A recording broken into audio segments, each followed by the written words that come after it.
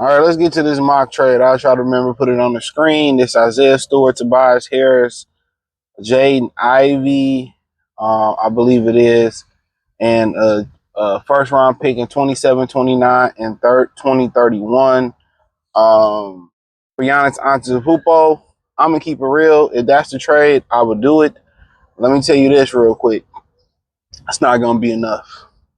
Um, you going to throw in Asar Thompson and Ron Hollins in there, and probably keep Jaden Ivey. If I'm being honest, I don't know if they match the salaries up or whatever, but that's what pretty much is gonna have to be.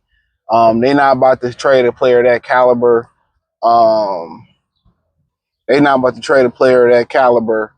Um, I don't feel like they're about to trade a player that caliber in the division and not get somebody like a Sar Thompson or a Ron Hollins, a young player. You know, because the apple of that trade, as far as players, you know, the apple of that trade is Jaden Ivey. So I think they're going to go a little bit higher. You know, a guy with a Sar, Ron Hollins that still got some years on the deal. A young guy that probably can go with Marshawn Beauchamp and they can start building for the future.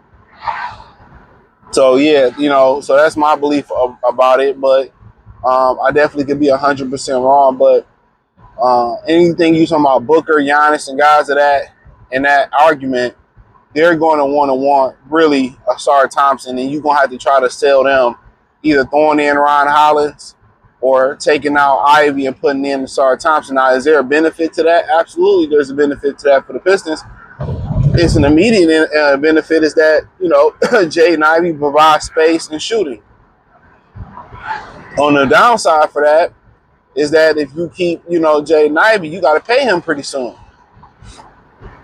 So that's the number one thing about it. But, you know, Ivy, you don't have to really pretty much worry about the spacing. But the thing about it is, let's say you got to give up both of them to get Giannis. I mean, so be it. You know, now you got to find somebody that more likely that you want to go with Giannis, who's a ball handler, Cade, that's a ball handler.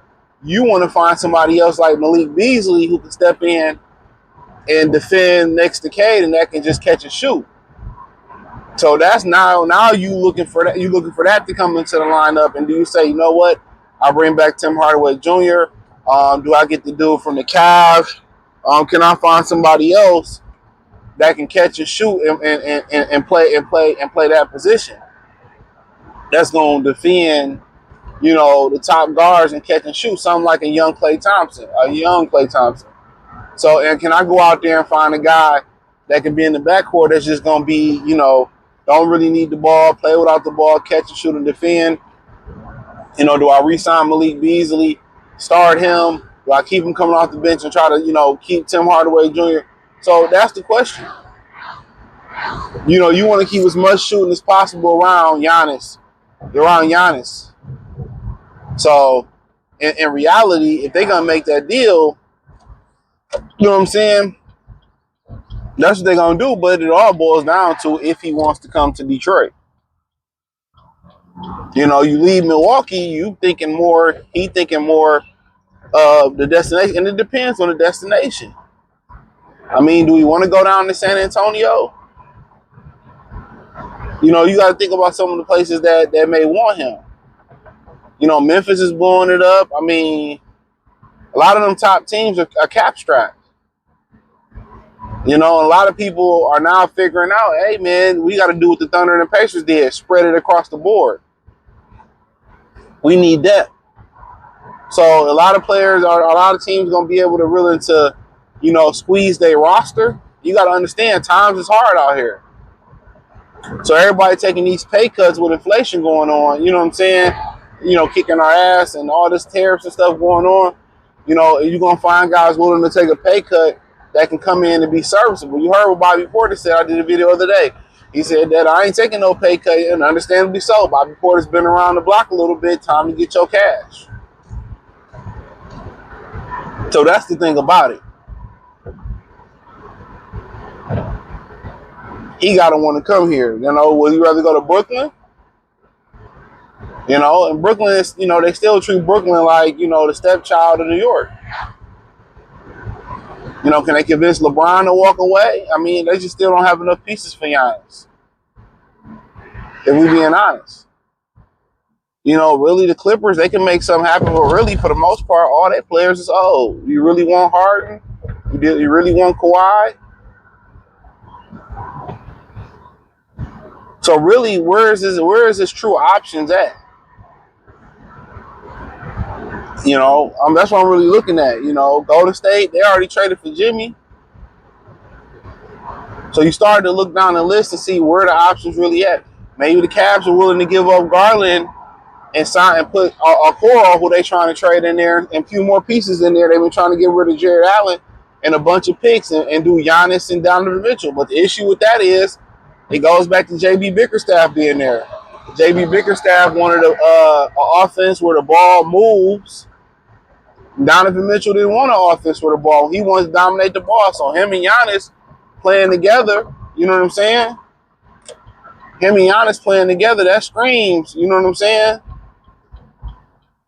That screams problems.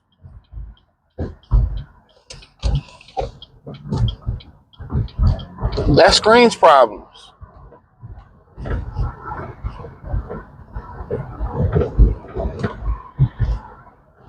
That screams problems.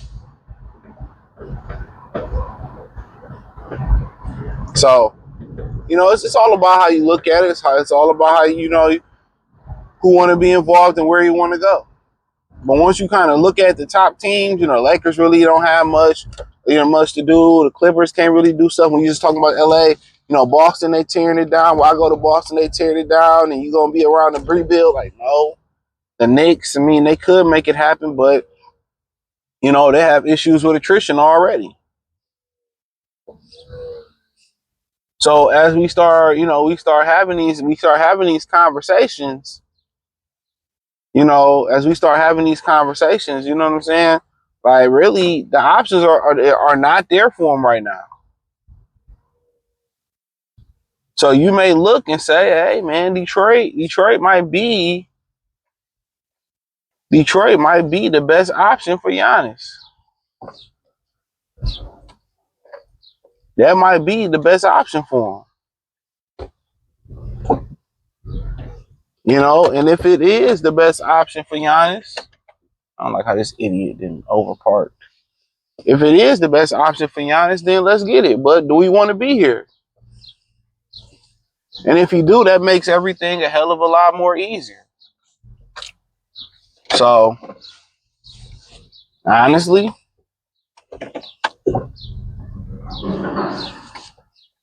I would like to see it if I'm the Pistons. So, but if not, hey, ain't nothing wrong with hitting a double or a couple singles and building out your roster. But I just know Cade Cunningham can play off the ball or with the ball. You talking about Cleveland? I think Cleveland is a threat, but does he want to go play in Cleveland? Who else do we got that's out there?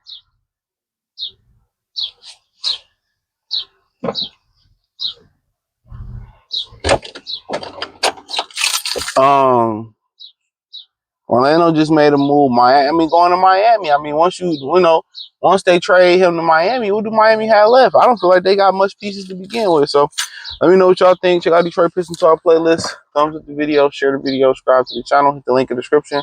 Follow me on X, Instagram, Spotify, Anchor, Cash App, Venmo, PayPal, the whole nine. Check out the Detroit Pistons Talk playlist. Peace.